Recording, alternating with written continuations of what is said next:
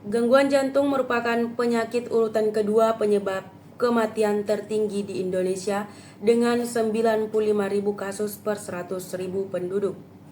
Berdasarkan data riset kesehatan dasar 2018, 15 dari 1.000 orang atau sekitar 2.784 orang di Indonesia menderita penyakit jantung.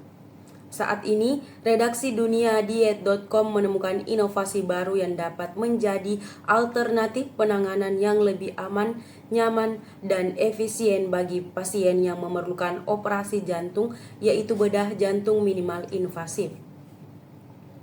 Menurut spesialis bedah toraks dan kardiak vaskular, subspesialis bedah jantung dewasa dari Heart and Vascular Center Bethesda Hospital, Dr. Wirya Ayugraha. Prosedur bedah ini menggunakan kamera dan alat-alat khusus yang digunakan melalui sayatan kecil di tubuh. Bedah jantung minimal invasif ini belum banyak dilakukan di Indonesia, namun dirancang khusus untuk memberikan perawatan yang lebih optimal dan mendukung kualitas hidup pasien setelah operasi. Teknik bedah ini memberikan banyak manfaat bagi pasien, termasuk mengurangi resiko infeksi, nyeri pasca operasi, dan mempercepat waktu pemulihan. Dengan pendekatan minimal invasif, kami dapat memberikan perawatan yang lebih efisien dan mendukung pasien untuk kembali bekerja lebih cepat, jelas Dr. Wirya. Lebih lanjut, Dr. Wirya juga menjelaskan bahwa prosedur ini memakan waktu sekitar 3 hingga 5 jam dan dilakukan dengan membuat 1 atau lebih sayatan kecil di sisi dada pasien. Selama operasi, ahli bedah menggunakan instrumen khusus yang lebih panjang dan mengarahkannya di antara tulang rusuk untuk mencapai jantung pasien. Setelah operasi selesai, sayatan akan ditutup dengan jahitan. Dengan teknik bedah yang lebih canggih ini, pasien tidak hanya mendapatkan hasil operasi yang memuaskan, tetapi juga dapat segera kembali beraktivitas normal, tambah Direktur Bethesda Hospital Dr. Pitono. Proses pemulihan yang lebih cepat juga memungkinkan pasien untuk kembali ke kehidupan sehari-hari tanpa harus khawatir untuk komplikasi jangka panjang. Dengan demikian, bedah jantung minimal invasif dapat menjadi solusi yang lebih baik bagi pasien yang membutuhkan operasi jantung. Dr. Tirta adalah dokter yang dikenal melalui akun media sosialnya @tirtapengpengpeng. Kerap membahas berbagai mitos dan fakta yang ramai dibicarakan di dunia maya. Konten-kontennya selalu menarik perhatian banyak orang. Terbukti dari jumlah views yang tinggi, hal ini menunjukkan bahwa informasi yang dibagikan oleh Dr. Tirta sangat dicari oleh masyarakat. Salah satu topik menarik yang dibahas oleh Dr. Tirta adalah cara menambah berat badan bagi orang yang kurus. Menurutnya, latihan angkat beban, pemenuhan nutrisi, terutama protein, dan istirahat yang cukup adalah kunci untuk menambah massa otot dan mencapai berat badan yang ideal secara sehat. Tidak hanya itu, Dr. Tirta juga membahas pengaruh merokok terhadap performa olahraga. Ia menegaskan bahwa berhenti merokok dapat meningkatkan performa fisik secara signifikan. Bagi para perokok yang masih aktif berolahraga, Dr. Tirta menyarankan untuk membayangkan seberapa jauh peningkatan performa mereka jika mereka berhenti merokok.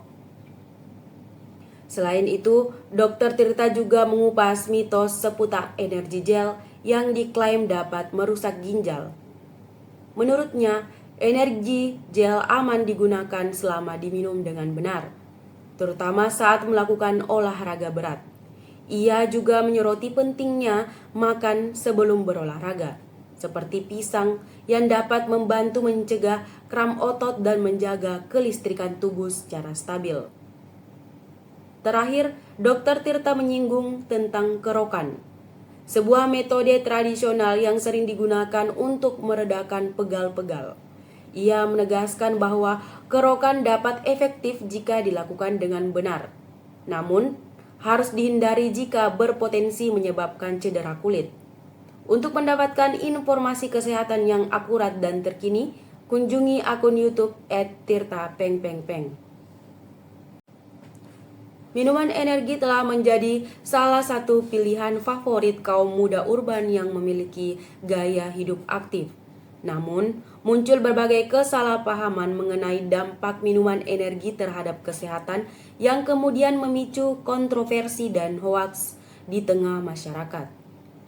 Hal ini terjadi karena adanya masalah kesehatan yang perlu diwaspadai seperti diabetes dan hipertensi yang dapat dipicu oleh konsumsi gula yang tinggi.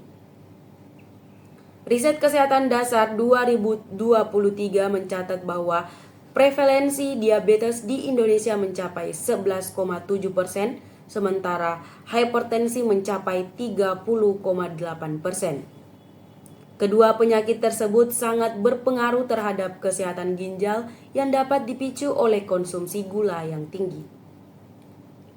Meskipun demikian, di pasaran tersedia pilihan minuman energi bebas gula yang menggunakan aspartam sebagai pemanis. Aspartam sendiri telah terbukti aman untuk dikonsumsi dalam batas normal, seperti yang dikonfirmasi oleh sejumlah penelitian ilmiah di dunia. Namun, di Indonesia masih banyak rumor yang menyebutkan bahwa aspartam dapat memicu kanker. Untuk mengklarifikasi hal tersebut, BPOM dan Kementerian Komunikasi dan Informatika telah memberikan penjelasan publik mengenai penggunaan aspartam pada pangan olahan yang masih dikategorikan aman. Dr. Dion Haryadi, PN1 CHC, seorang certified nutritionist dan health coach, juga menginformasi bahwa aspartam aman untuk dikonsumsi dan rumor mengenai kandungan tersebut dapat memicu kanker tidaklah benar. BPOM telah melakukan uji ketat terhadap aspartam dan pemanis buatan lainnya yang digunakan dalam minuman energi tanpa gula, dan hasilnya dinyatakan aman tanpa resiko kesehatan seperti obesitas atau diabetes.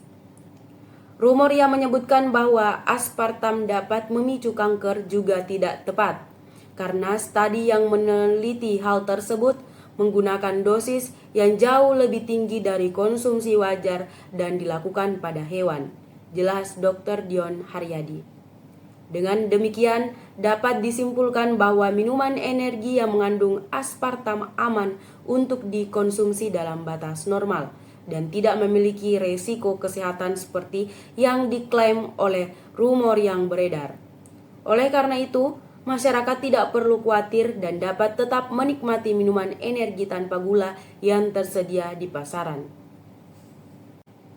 Mandi tanpa melepas lensa kontak dapat menimbulkan resiko infeksi mata. Hal ini dikarenakan air yang digunakan saat mandi dari pancuran, keran, maupun kolam renang dapat mengandung mikroorganisme berbahaya seperti Asanta amoeba.